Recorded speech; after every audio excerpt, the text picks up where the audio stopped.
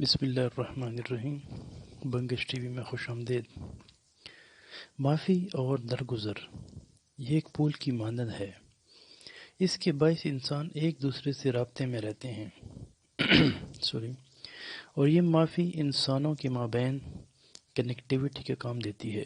جو لوگ معافی مانگنے سے محروم ہو جاتے ہیں وہ انسان کے درمیان رابطے اور تعلق کے پل کو توڑ دیتے ہیں، اور ایک وقت ایسا ضرور آتا ہے کہ ان کو خود کسی وجہ سے آدمیوں اور انسانوں کے پاس جانے کی ضرورت محسوس ہوتی ہے، لیکن وہ پل ٹوٹا ہوا ہوتا ہے اگر ہم ایک انسان سے کوئی زیادتی کرتے ہیں یا ان انسان کا کوئی گناہ کرتے ہیں اور پھر وہ انسان خدا نخواستہ فوت ہو جاتا ہے یا برطانیہ یا کینیڈا میں جا کر آباد ہو جاتے ہیں، تو پھر ہمیں اس انسان کے پاس جا کر معافی مانگنے میں بڑی مشکل درپیش ہوتی ہے۔ لیکن اگر ہم خدا کے گنہگار ہوں اور ہمارا ضمیر اور دل ہمیں کہے کہ یار تو نے یہ بہت بڑا گناہ کیا ہے اور تجھے اپنے رب سے معافی مانگنی چاہیے، تو اس صورت میں ہمیں سب سے بڑی آسانی یہ ہوتی ہے کہ ہمیں اپنے خدا کو کہیں جا کر ڈھونڈنا نہیں پڑتا، تلاش کرنا نہیں پڑتا، کیونکہ وہ تو ہر جگہ موجود ہے۔ اس لیے ہمارے بزرگ اس بات پر زور دیتے ہیں، اور ہمارے بزرگ ہمیں اکثر و بیشتر یہ کہا کرتے ہیں کہ انسان کے معاملے میں بہت احتیاط کیا کرو اور کوئی ایسا گناہ یا غلطی کی سرزدگی سے بچا کرو جو انسان سے متعلق ہو، کیونکہ انسان سے کیے گئے گناہ یا ظلم کی معافی اس سے ملے گی۔ اگر تم سے کوئی خدا کا بندہ خدا کا گناہ ہو جاتا ہے تو یہ اور بات ہے، وہ رحیم و کریم ہے اور ہر جگہ موجود ہے، اس سے معافی کسی بھی وقت مانگی جا سکتی ہے۔ اگر وہ انسان کھو گیا تو مارے جاؤ گے۔ اصغر ندیم سید اس کی ایک دفعہ گفتگو کرتے ہوئے کہہ رہے تھے کہ خان صاحب، آپ کی ہم جتنی بھی باتیں سنتے ہیں انہیں سن کر بہت لطف آتا ہے۔ آپ ہمیں جس فولک وزڈم کی بابت بتاتے ہیں وہ کبھی مسرتوں، کبھی درزیوں، کبھی ترکانوں اور عام آدمی سے آپ لیتے ہیں۔ آپ برائے کرم ایسے ہی لوگوں کے بارے میں اور بتائیں۔ اشفاق احمد: یہ تو ہر برسبیل تذکرہ چلتا رہے گا۔ بات یہ ہے کہ آپ ہمیشہ ماشاءاللہ استاد اور پروفیسر ہیں، اور آپ کو یہ بات پکڑنی خاصی مشکل ہو جائے گی کہ تعلیم سے الگ دانش ایک اور چیز ہوتی ہے۔ میں کسی پروگرام میں پہلے بھی عرض کر چکا ہوں کہ جب میں میٹرک کرنے کے بعد ایف اے میں داخل ہوا تو مجھے پھر شہر آنا تھا۔ میری ماں نے ہمارے ملازم کو ایک ٹرنک ساتھ دیا اور کہا جا کر اشفاق صاحب کو چڑھا۔ ان دنوں ہمارے ہاں ایک چھوٹی گاڑی چلتی تھی۔ جب میں چلنے لگا تو میری ماں نے کہا ٹھہر جا اور اسٹیشن جانے سے پہلے یا قاسم علی کو سلام کر کے جانا۔ خواتین و حضرات، ہمارا وہ تایا پورے گاؤں کا تایا تھا۔ وہ موچی تھا۔ وہ ایک درخت کے نیچے بیٹھ کر جوتوں کو ٹانکے لگایا کرتا تھا۔ حقیقت میں وہاں نہیں جانا چاہتا تھا، کیونکہ اب میٹرک پاس کر چکا ہوا تھا اور تعلیم یافتہ ہو گیا تھا، اور مجھے اللہ نے عقل دے دی تھی۔ اس طنزیہ گفتگو پر پورا حال ہنسنے لگتا ہے۔ اب ماں مجھے زبردستی وہاں بھیج رہی تھی کہ تائے کو مل کر جانا ہے، اور میں چار و ناچار نہ چاہتے ہوئے تائے کے پاس گیا، انہیں سلام کیا۔ وہ مجھ سے کہنے لگے کتنے چلائی؟ میں نے کہا جی میں بڑے کالج میں پڑھنے کے لیے شہر جا رہا ہوں۔ تایا نے مجھ سے کہا وہاں جا کے پٹیا استینیا والی قمیص نہیں پانی، وہاں جا کر قمیص زیب تن نہیں کرنی جس کی آستین یا کف الٹے ہوں۔ دوستو، اب اس زمانے میں آستینیں الٹی کر کے ٹچ کر کے بٹن لگانے کا بڑا رواج تھا، اور میری 8ویں جماعت سے یہ آرزو تھی کہ جب میں بڑا ہوں گا اور فرسٹ ایئر میں داخل ہوں گا تو ٹرن کف والی قمیض پہنوں گا، لیکن اب تائے نے مجھے منع کر دیا۔ پتہ نہیں اسے کیسے پتہ چلا تھا کہ میرے اندر یہ خواہش اٹھتی ہے۔ دوسری بات تائے نے کہی کہ پتر بودن نہ رکھنا، بیٹا لمبے بال مت رکھنا۔ اس زمانے میں ہم بچوں کے سر پر مشین پھیر دی جاتی تھی اور بال بڑھنے دیے بھی نہیں جاتے تھے، اور آپ اس دکھ میں میرے شریک ہو سکتے ہیں۔ تیسری بات جو تائے نے مجھے کہی وہ یہ تھی کہ کڑیاں نہ دیکھی، یعنی لڑکیوں کی طرف متوجہ نہ ہونا۔ حال سے ایک آواز آتی ہے، گویا تائے نے تمام اچھی باتوں سے منع کر دیا۔ میرے سارے دوست ہنسنے لگے۔ اب یہ تائے کا حکم تھا۔ میں ان کی باتیں سوچتا ہوا انہیں سلام کر کے آ گیا۔ میں نے پھر شہر آ کر بڑے کالر والی قمیض سلوائی، کیونکہ ہم گاؤں میں ایسی قمیضیں نہیں پہنتے تھے۔ اس پر ٹچ آستینیں بھی بنوائیں۔ اس کے بعد میں نے بودے بھی رکھ دیے۔ لڑکیاں ہمارے ساتھ پڑھتی تھیں، وہ پھر وہاں تھی ہی نہیں، انہیں بھی دیکھتے تھے۔ جب میں بڑے شہر سے بڑی تعلیم حاصل کر چکا اور گرمیوں کی چھٹیوں میں لوٹ کر گھر آیا تو گھر میں بڑی عزت افزائی ہوئی۔ ظاہر ہے شہر میں پڑھنے سے لڑکا بہت ذہین ہو جاتا ہے۔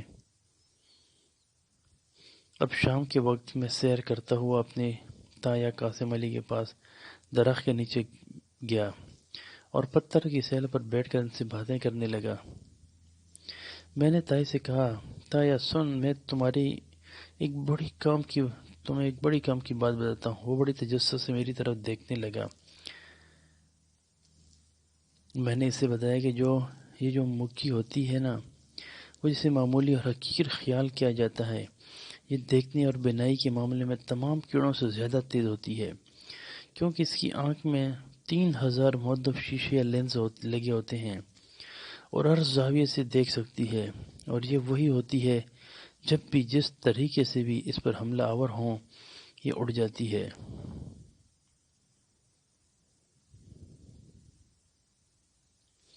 اور اللہ نے اسے یہ بہت بڑی اور نمایاں خصوصیت دی ہے۔ اب میں سمجھ رہا تھا کہ اس بات کا تائے پر بہت روب پڑے گا، کیونکہ میرے خیال میں یہ بڑے کمال کی بات تھی، لیکن تایا نے کہنے لگا، لغ دی لعنت ایسی مکھی تے جداں تن ہزار رکھاں اور جدوں بھی ویندی ہے گندگی تے بہندی ہے۔ ایسی مکھی پر لعنت بے شمار ہو جس کی 3000 آنکھیں ہوں اور جب بھی بیٹھے گی گندگی پر بیٹھے گی، اس کو ہی ترجیح دے گی۔ دوستو، یہ بات ہے دانش کی۔ ایسی باتیں علم و تعلیم کے زمرے میں نہیں آتی۔ میں بات کر رہا تھا معافی کی ٹالرنس کی۔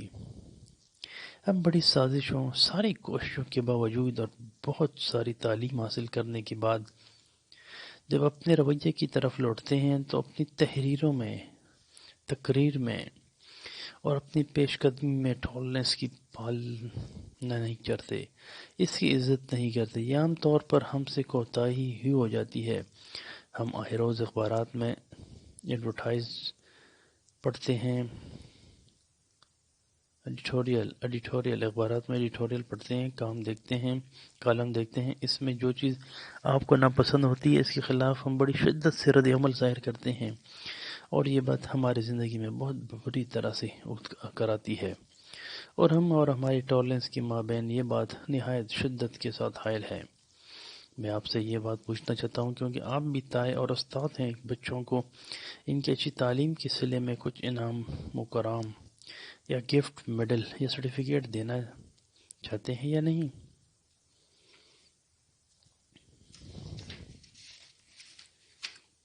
ایک خاتون، میرے خیال میں تو دینا چاہیے، اس لیے یہ ایک انسان کی فطرت ہے، جب وہ اچھا کام کرتا ہے تو اس کی ستائش و تعریف چاہتا ہے، اور آپ فطرت کو تبدیل نہیں کر سکتے۔ ایک صاحب گویا ہوتے ہیں، خان صاحب، اگر ہم اس بچے کو اچھی کارکردگی کے صلے میں کچھ دیں گے تو وہ بھی اگلی نسل کو کچھ عطا کرے گا۔ ایک اور صاحب، اس طرح سے مقابلے اور کارکردگی بہتر بنانے کی فضا پیدا ہوتی ہے۔ چھوٹی سی بات پر کسی بچے کو شاباش کہہ دینا یا تبکی دے دینا، اس کی طرف مسکرا کر دیکھنا بھی ایک بہت بڑا انعام ہوتا ہے۔ کسی کو شاباش دینا اچھی بات ہے، لیکن اس کے ساتھ ساتھ یہ ضرور دیکھنا چاہیے کہ جو اس شاباش طبقے سے محروم رہا، اس کی بنیادیں کیا ہیں، اس کی وجوہات کیا ہیں، اور اس محرومی میں ہمارے نظام کی کرنسی کون سی کمزوریاں ہیں، اور اسی 80% کیوں ناکام ہو گئے۔ ایک اور صاحب گویا ہوتے ہیں، لیکن ایک بچہ جو ایک لیمپ کے نیچے بیٹھ کر پڑھتا ہے اور دن رات محنت کرتا ہے، میں سمجھتا ہوں کہ اس کی اس قدر محنت اور مشقت کا اگر فزیکلی ایوارڈ بھی ہو جائے تو شاید اس سے اور بھی فائدہ ہو، اور کم نمبر لینے والے بچے کو بھی مزید محنت کرنے کا حوصلہ ملے۔ آپ اس میں حد بندی نہیں کر سکتے۔ ایک اچھا بچہ اور درمیانہ بچہ، کم ترین بچہ کون ہے؟ ہو سکتا ہے بہت زیادہ پڑھنے والا بچہ کسی وجہ سے ناکام ہو گیا ہو۔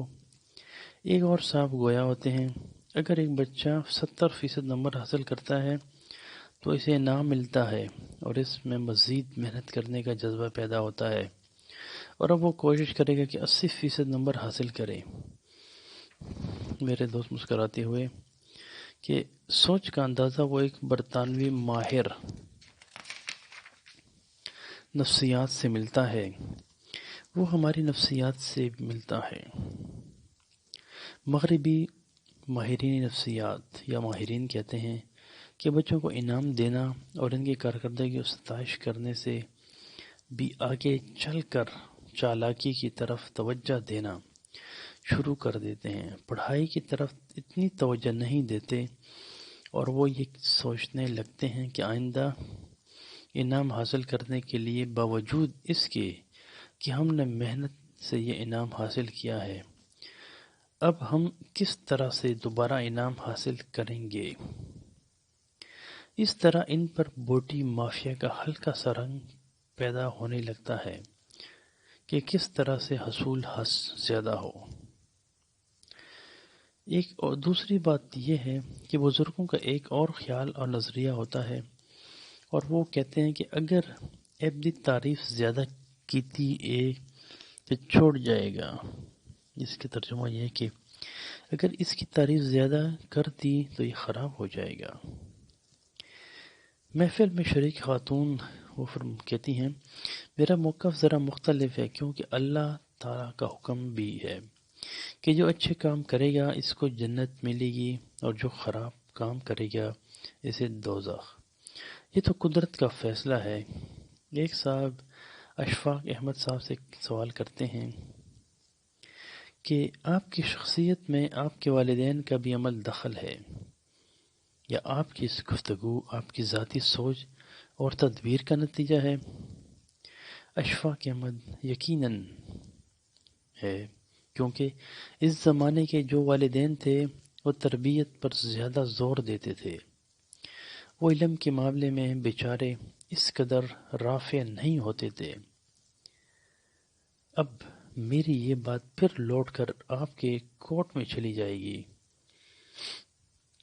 کہ آپ کو بے شمار ان پڑھ اور کم علم لوگ ایسے ملیں گے جو کہ بے ایمانی نہیں کرتے ہوں گے۔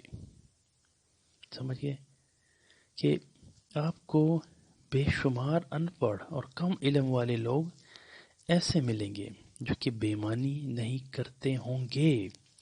یہ بھی تربیت کا ہی اثر ہوتا ہے، اور آپ کو بے شمار سیکٹری لیول کے اور وفاقی حکومت کے اعلیٰ افسر ایسے ملیں گے جو CSS کر کے بہت ساری لوٹ مار کر رہے ہوں گے،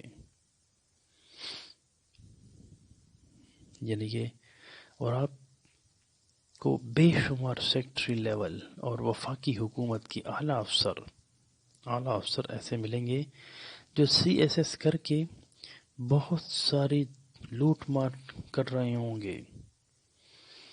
دوستو سوچئے گا ضرور اس بارے میں، تربیت اس کا اثر ہی سارا ہوتا ہے۔